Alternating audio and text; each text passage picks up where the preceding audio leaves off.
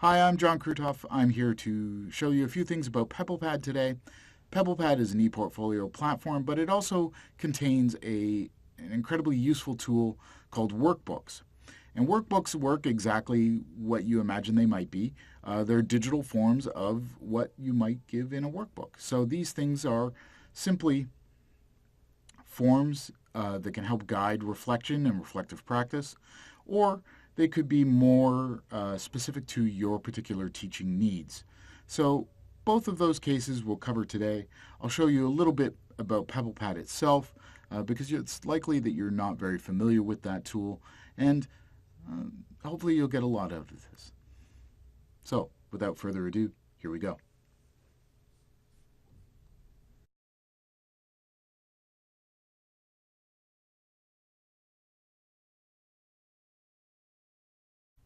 As you can see, I've already logged into PebblePad. If you haven't already and you're following along, just go to pebblepad.mcmaster.ca and log in using your Mac ID and your Mac ID password. Eventually, you'll get here. So this is the landing page. I'm going to show you two quick things, and then we're going to get right into creating workbooks. The reason I'm showing them to you is because I think they're important to understand in the context of how your workbook will be delivered to students. So the first thing that you need to know is that assets are the things that you personally create and the things that you own. So in the context of a workbook delivered through PebblePad, that starts out as a resource. So anything that you as an instructor create as workbook-wise or template-wise gets delivered to students as a resource. They go to resources, open it, start filling it out, save it, it becomes an asset.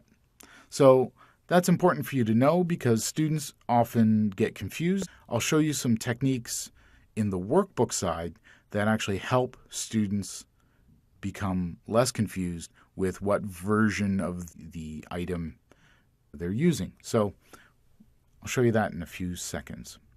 To create a workbook, come out to the top left-hand corner, 3 horizontal lines, click on that, and a menu will open. You'll see your asset store and a resource store. That's another way to access your assets and your resources. We're not going to do that.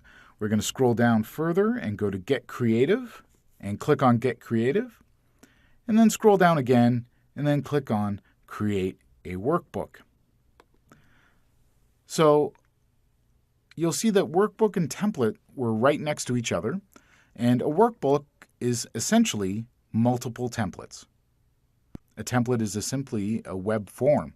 So we can really work with that sort of concept. If you've filled out a form on the internet, you can envision a workbook page. So I'm going to create a new template page. I'm going to create, you can create a workbook with hundreds of templates. I saw one at a conference where there was 86 different pages that students had to fill out. And you may go, wow, that's a lot of pages. And you're probably right. Of course, that was to cover 4 years of a program. So that's kind of an interesting approach. I'm taking a course-based approach. So we're really only going to have 12, 13, 14 weeks to ask students to do something in this workbook. And I'm not going to ask them to do something every week, although that's not a bad approach. Have them continually using the workbook week after week to document their learning. One of the things I'm going to do, though, is I'm going to take this new page, and I don't like that name. So to change that name, click this gear wheel that I'm just circling around, and that allows you to edit the page title. I'm going to call this Week 1. Not a very exciting title. And I'm going to do the same. I'm going to create a new item by clicking the plus to the tab next over, and click the plus there, and get a new template page. And again, the little gear wheel next to the title name. And I'm going to call this Week 4. And confirm. Okay, so I've got 2 pages. I'm going to show you 2 different techniques for collecting responses or data from students. So On the week 1 page, so I've clicked back on the week 1 tab, week 1 page, I'm going to add some content. Now, you may think of content as a chunk of writing, maybe a picture. It's more than that when we're talking in the workbook context. So if you click the Add Content button in the middle of the top of the page, you'll see that we have the popular options here. And these probably look quite familiar to you. Single line, multi-line, those are fairly straightforward. Radio button is one of many. So if you have a series of options to select from and you want students to pick only one, radio button is the one to go. Whereas if you have checkboxes, they can pick any or all of the options. Drop-down menu is a fairly common thing. I'm sure you've seen it. If you've done any sort of travel booking or those sorts of things, you'll have run into these sorts of interfaces. And date picker. Hints are items on a page that a student cannot interact with. So they're not prompting questions where they can respond with something, but they may be useful. So you may have a video that you want them to watch and then underneath answer 4 specific questions about that video. And maybe that's in relation to how they see themselves as a scientist or how they see themselves as a global citizen. Under ratings, these work more like Likert scales and numeric scales and binary options. I like particularly the Likert scale, especially for pre-post sort of things. How do you rate your skill on a scale of 1 to 5? And then you can do a post. So now that you've had the learning intervention, how do you rate your skill on a scale of 1 to 5 now?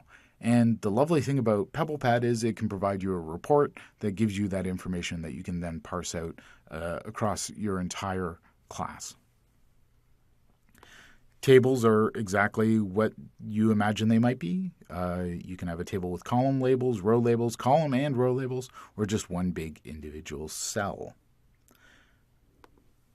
A rubric isn't necessarily something that we would actually put in a workbook for a student.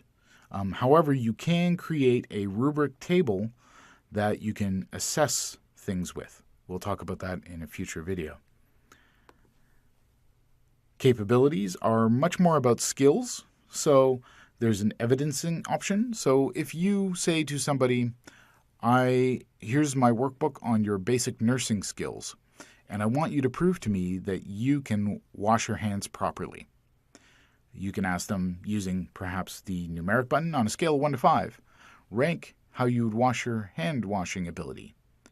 And then you would take them through the proper technique to hand wash, and then you could use the evidence and say, upload here evidence that you can wash your hands correctly. And maybe it's a video that somebody else takes using a phone or a camera or a camcorder or whatever students have on hand, a little flip camera maybe, and they can upload that as evidence that they have learned how to wash their hands. The lovely thing for you as an instructor is, and your institution, is that you actually have that evidence shared with you. The last one is advanced. You can actually get digital signatures, so somebody could pull up this workbook on a phone and ask somebody to use a pen, and you can ask them to essentially sign off on what has been said in that page. Really handy. I'm going to go back to popular, and I'm going to choose multi-line, because in week 1, I'm going to ask the student to describe their ability to find information on the internet.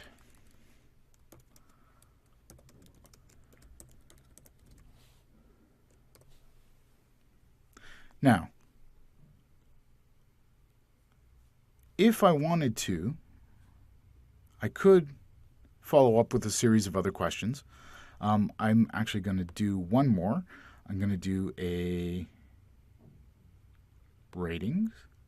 I'm going to do I'm going to do capability, and I'm going to do numeric.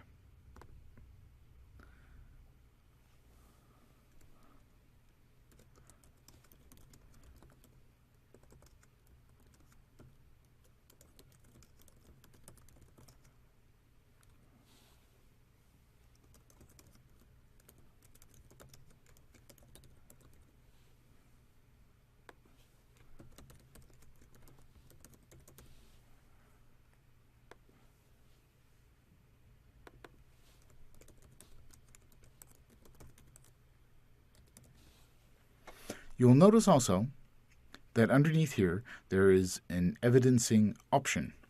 This is by default comes with the capabilities options that you would evidence this skill. How would I do that? Well, maybe I might ask students to screen capture them searching information and talking me through what they were doing at the time.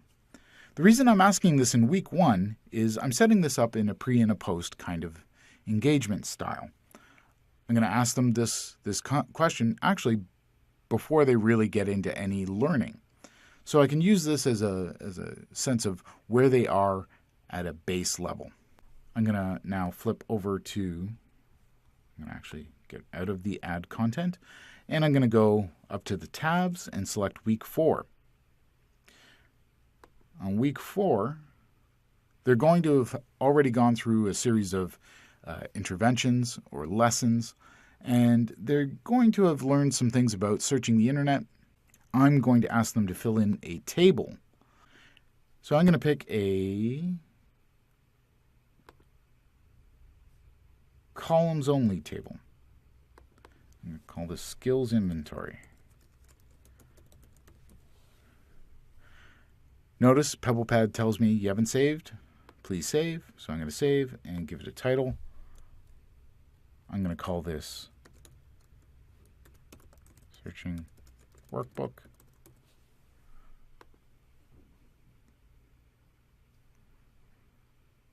Skills inventory.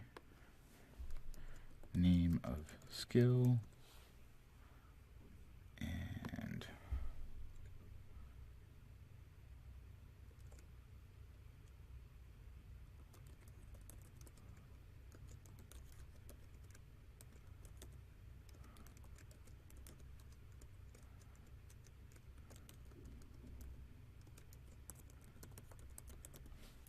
so I'm going to ask students to fill out this skill, tell me what they've learned already about that skill, and where they need to improve.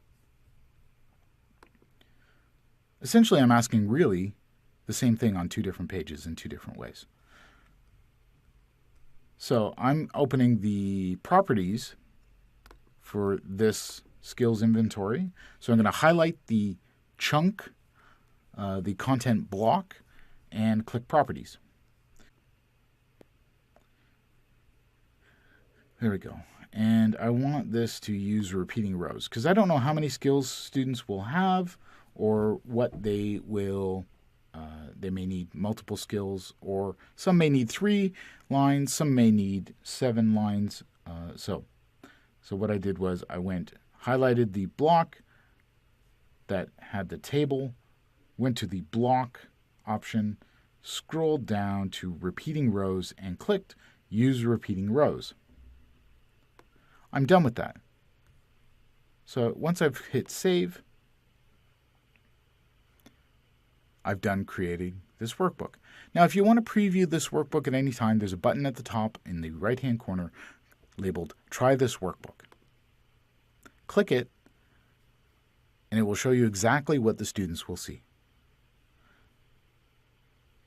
And of course, I should have said, describe your ability to find the internet. This is to find information on the internet. This is why these sorts of previewing and checking is important. So there's my week 1 page. There's my week 4 page.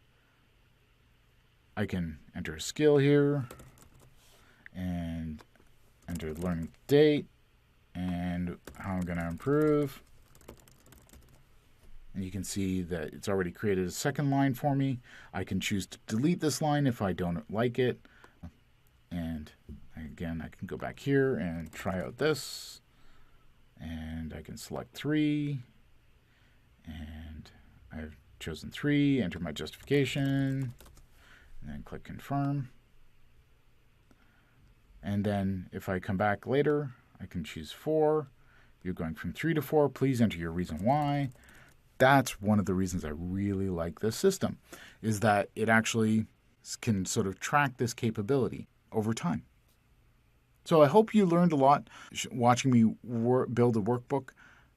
I think that there's a lot of value here, and especially helping to scaffold students in their learning.